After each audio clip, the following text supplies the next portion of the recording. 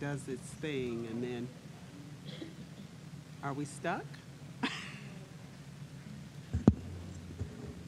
Testing, testing.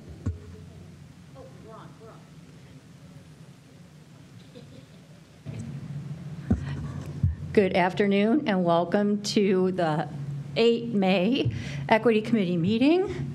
Hello, everyone. Hello. We're getting started, and I'm going to turn it right over to Dr. Chapman. Okay. So we have a number of things to share today as part of our update on the work we have been engaged in. But the first thing would be just a review of the minutes. Yeah. From March 14th, 2023.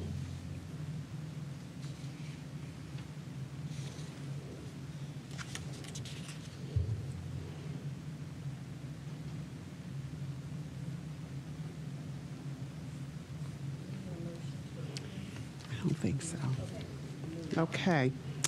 So I participated in a 7-month Culturally Responsive Leadership Institute offered by The Ohio State University and led by Dr. Khalifa and team.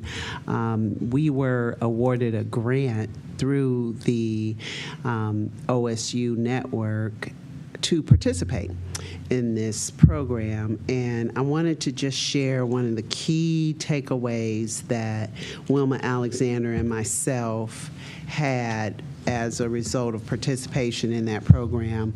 You'll see a one-page in the packet after your minutes, one-page document that Dr. Khalifa offers as part of his culturally responsive school leadership work around district-wide critical self-reflection. And of course, I was very interested in that. But more importantly, the questions that are raised in order to think and be more considerate in our decisions around culturally responsive leadership work, I thought were very important to share with all of you. And we talk a lot about using critical reflection in our work as we're making decisions. So he lays out for us the kinds of questions we can ask ourselves on a personal level, questions specific to our role, structural questions that can be asked, community-based, organizational, and the kinds of questions to sustain this as a practice. And so just wanted you to put your eyes on it, because I think, too, it is even important for leaders such as yourself as you consider the decisions that you have to make. Equity work is so much about how we reflect on what we are doing and how it impacts our decisions and our actions impact others. So Dr. Glover, didn't know if you wanted to add to this? No. Okay.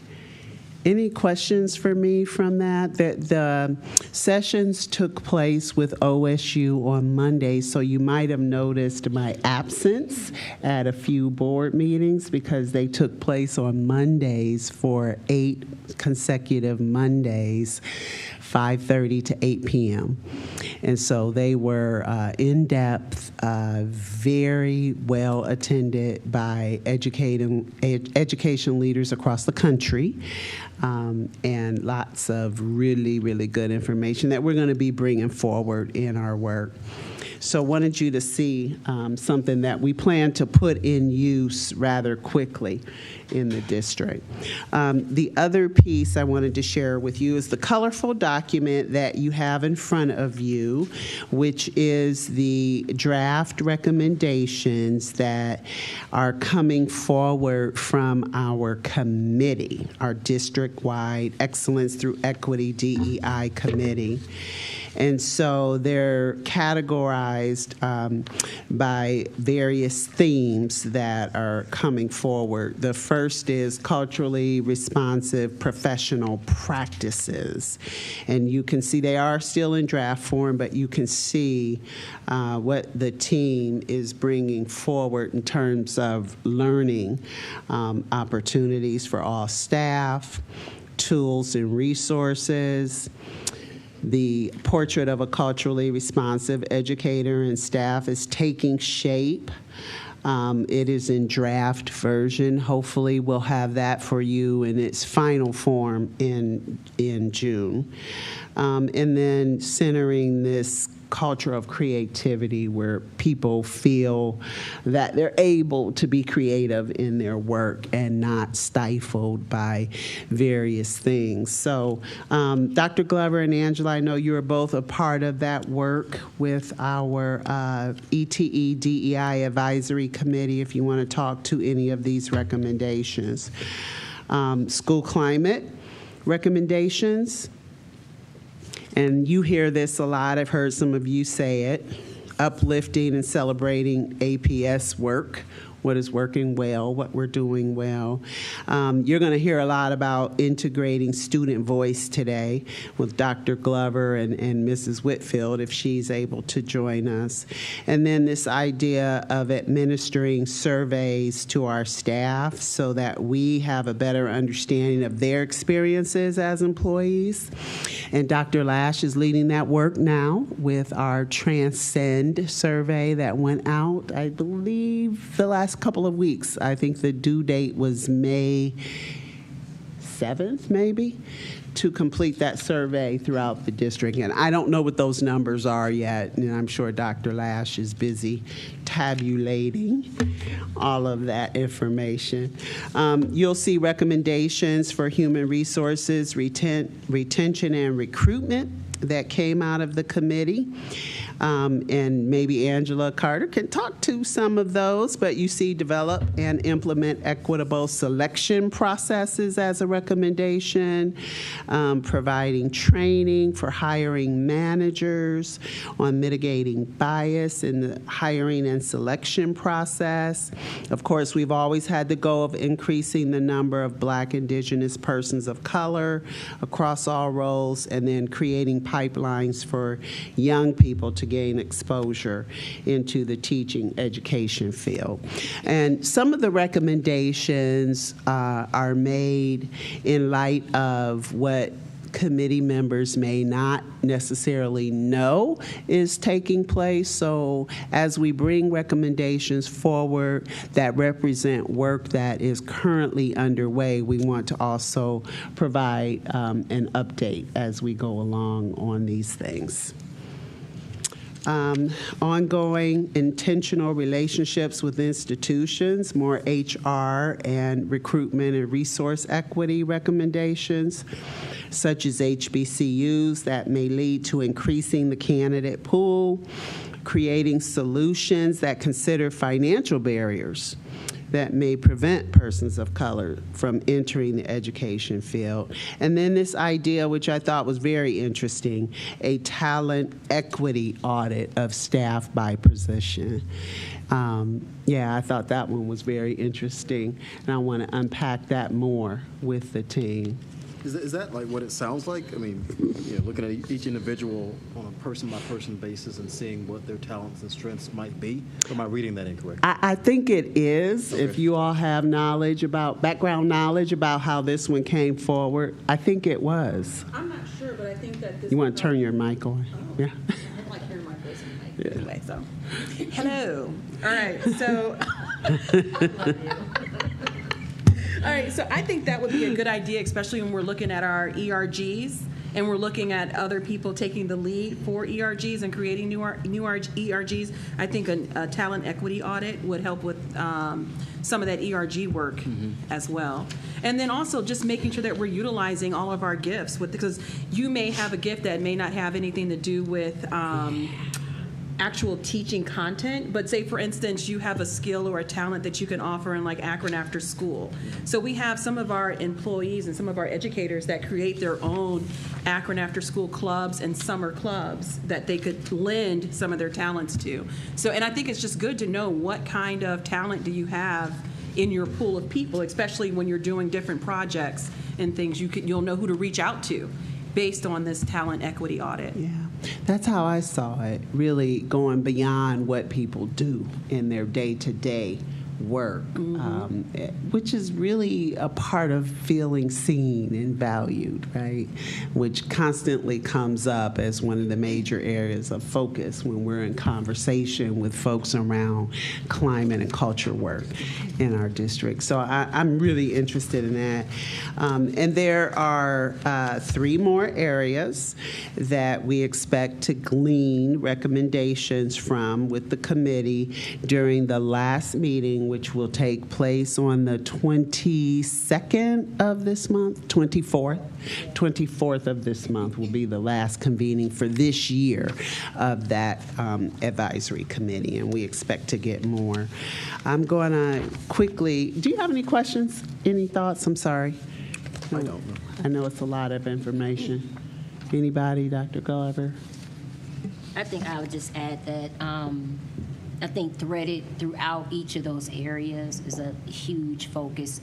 It's set specifically one area, but as we were unpacking with the team, it's a huge focus on ongoing learning. Like, understanding that our scholars change, the work will change, and so the ongoing learning in this space never ends. And so I think that's something that is important to highlight in that space as well. Yeah. And just, I'm sorry, did you have something? I didn't know. Lastly, I wanted to share that we're in the midst of our work plans for the next school year.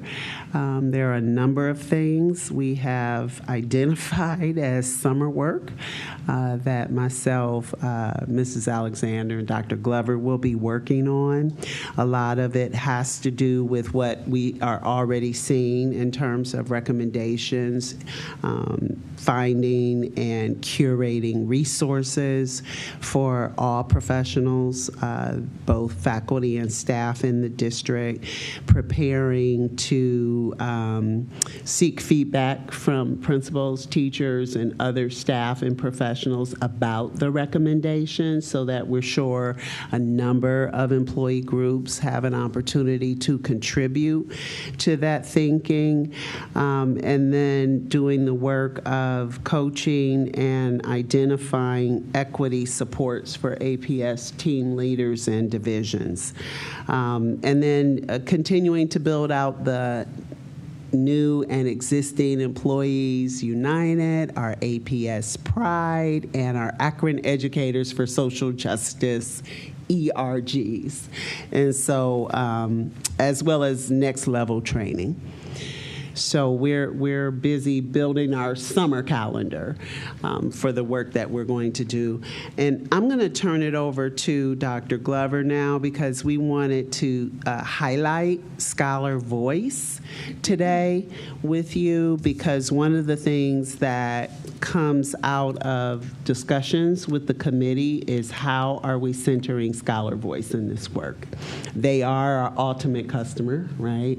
And who we work for ultimately. And so we have been very intentional this year in integrating Scholar Voice work into the DEI division. So I know Trima has a PowerPoint that I do have access to, so I don't know if you want me to share it or to, you want me to share it with you, Sid? We can bring it up. Okay. Yeah, she may need you to share Okay. it with her. Now, as I'm sharing, please disregard the tabs, the amount of tabs that you see. No judgment. Okay. Has nothing to do with me. Using that. Okay. Yeah, you can just share it with me. You won't have to see it.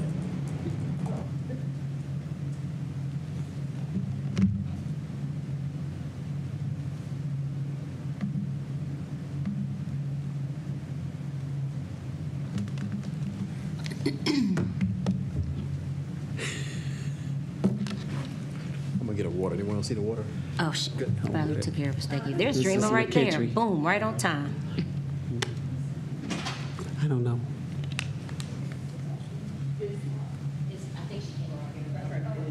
I couldn't either. Not even my badge.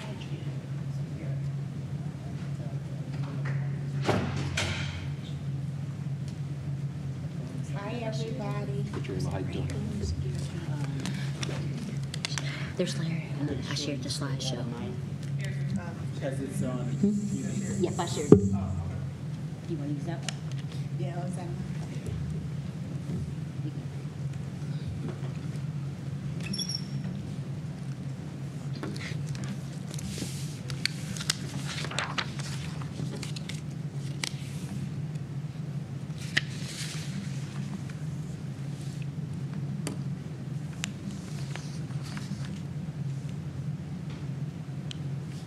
You got it now?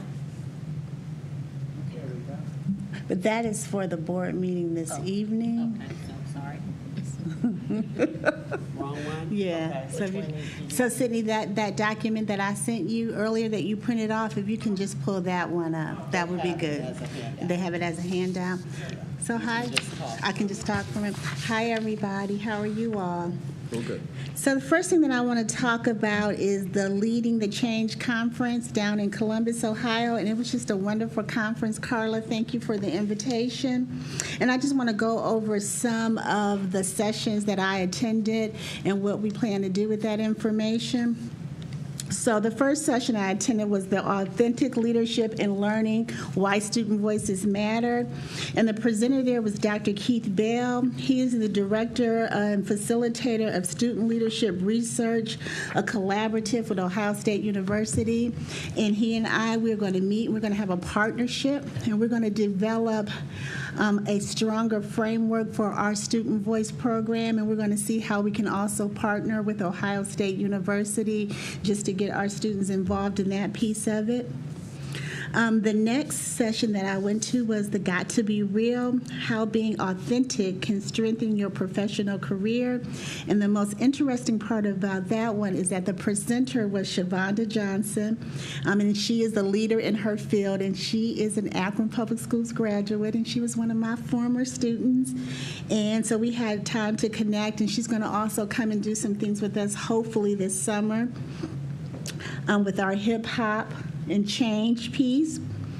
One of the most important pieces that I went to was translating your diversity efforts to demonstrate a measurable return on investment impact. So there's a pathway analysis that you can use, and with that analysis, you really have to know what the goals and objectives of APS are, know our APS metrics, and then with those metrics, we can develop our own needs assessment and goals for our initiatives. And we're going to use the TPC. Technical, think of all the questions that can be asked about whatever program it is that we're working on.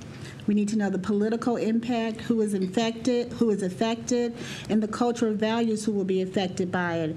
And then we should think about our outcomes. We should have 3 outcomes for any program that we do with Student Voice. We should have some long-term outcomes, intermediate, and short-term outcomes. So are there any questions about the Leading the Charge conference? No questions? Okay, I'll keep moving. And Erica, you may want to chime in on the Hip Hop and Change Summer Experience. I'll start off, and then Dr. Glover can give more. It's going to be at Bookdale CLC, June 5th through the 16th. The times are from 11 to 1. We are targeting students across the district. Grades 9 through 12. We're going to make sure that the students from the Akron Urban League Youth Council, and we're going to talk more about that at the board meeting tonight, they're going to have a special invitation to attend because we want to take some consistency. And Dr. Glover will tell you more about the objectives. So, I have a big voice, sorry. So our overall goal is to allow scholars to experience all of the items, quite honestly, that are embedded in this document here, critical reflection, through the opportunity of examining hip-hop, So there is an approach, a teaching and learning approach called hip-hop pedagogy.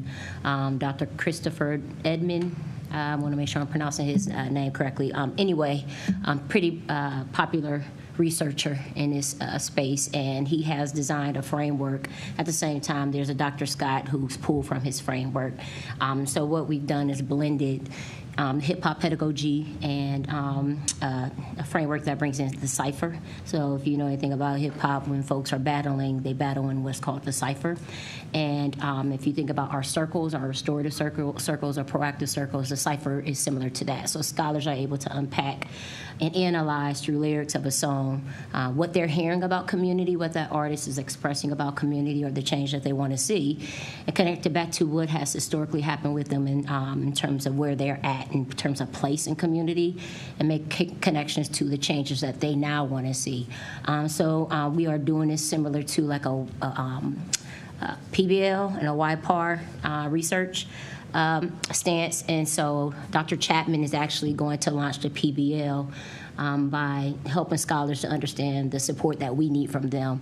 Right now, we are working with the ETE and DEI team to think about, culture responsive practices and resources and strategies that could be made available to staff and educators across the district. And so the scholars are actually going to have that opportunity to create a resource that relates to, culture responsive teaching and learning through the way they're able to express themselves through the art, through music, through spoken word, through photography, or even being able to make their own T-shirts that have messages on them. So every session, pending time in the schedule, they're supposed to walk away with some product or artifact that reflects what they are seeing in terms of wanting change in their community and their culture. And by the end of the session, they'll go to the Rock and Roll Hall of Fame. We're also going to have some folks come in. We have a local artist, actually, I think she graduated from Garfield, but she will present to them spoken word in her process of creating spoken word. We'll have a current assistant principal who is also a rapper who prides himself on being able to talk about or use rap.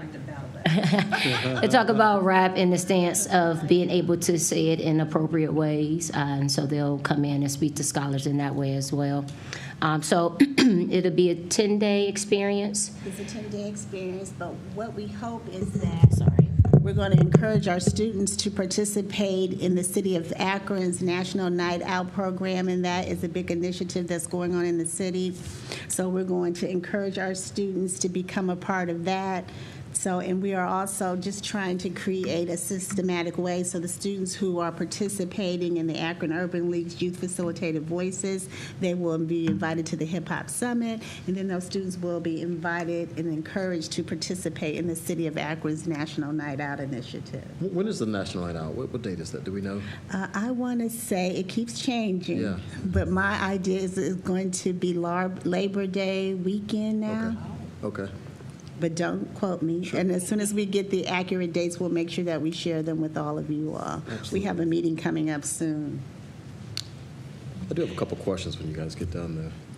Sure. So, one thing I was noticing, the flyer that we have, it has a different time for the I just program. noticed that as Yeah, which well. one is the accurate time for it? I'm gonna check and see what our proposal says. Correct, because I may not have told you the accurate time, but we will find out. Yeah. Okay. The other thing is, obviously it's a very good program. It looks awesome. I can't wait to, wish my 13-year-old was old enough to go do it this year. Next year he can probably do it. But I'm curious though, other than through the Urban League and then the National Night Out, how can the students sign up to participate in it? Just through the school? Yes, so there are two ways that a student can sign up. So the Akron Public Schools Summer Experience, there's a sign-up portion on our webpage, and they can sign up there. And if you can see, there's a QR code on the flyer, and they can scan the QR code as well. Okay. It is the summer experience publicizes every opportunity. I did see that. Yeah, and found stuff. it's a lot. Yeah, But I've already signed yeah. my 10-year-old up for a bunch of stuff. Yeah. But if you have someone, He didn't do Mr. K. He's doing STEM again. He's last year for STEM at Resnick, so he's doing that. But not Mr. He did Mystery Camp last year, or the year before, one of those. Yeah, he did it. It was fun. He liked it. Well, if there was one thing I could say I learned from this year's work, it was the importance of the scholar voice piece. We do so much on the adult side of the coin in terms of professional development, supporting, coaching, training, teachers, how we marry what our scholars say to us about what they wish to experience in school has to be a part of that equation if we're going to realize the vision that we have. And what we've said we want for our young people, we've got to center the scholar voice more, and so that's really key. We talk about agency, right? And how we want our students to have that and self-advocacy, and this is one of the ways we do that. It's beautiful. I love it.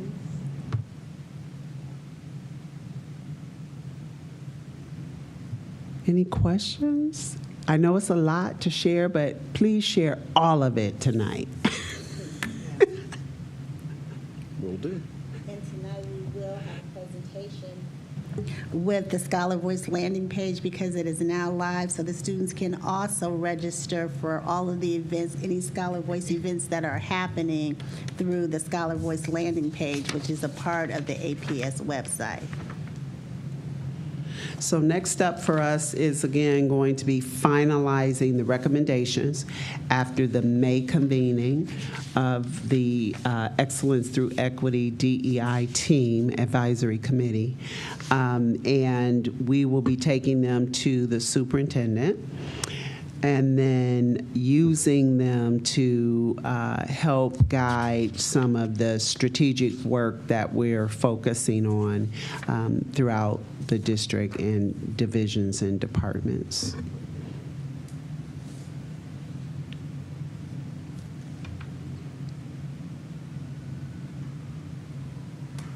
Yeah, the big goal is that they don't just live on paper, right? That we lift them off the paper and operationalize the work. Who was the author of the sheet you gave us with the cultural responsible school leadership? Yes, that is Dr. Khalifa. His name is right there at the top. Okay. And you will see that I said adapted from Dr. Khalifa, because I should also put my own name on there. Sure, absolutely. Yeah, absolutely. Some of this is also my own research, but Dr. Khalifa really brought it to life in that institute. Okay. And really love the way we can think about critical self-reflection across the work that we do and even on a personal and individual level. I'm going to write your name at the top as well, not just Dr. Khalifa. I was going to say the Yeah. same thing. Yep. Giving you credit. Also, the correct time for the Hip Hop and Change program is actually what it is on a On the flyer, okay. That's So correct. 10 to 12:30. That is correct. Okay. And we will also, I'll be visiting the educator pathway, or professions pathway.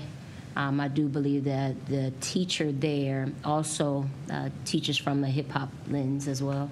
So we'll go do some recruiting in that classroom as well. Cool. Okay, Mrs. McKittrick, if there isn't, turn it back over to you. Anybody have anything else to add? Questions, comments? No? Okay, easy peasy. That concludes the Equity Committee meeting for 8 May 2023. Thank you, everyone. Thank you. Thank you.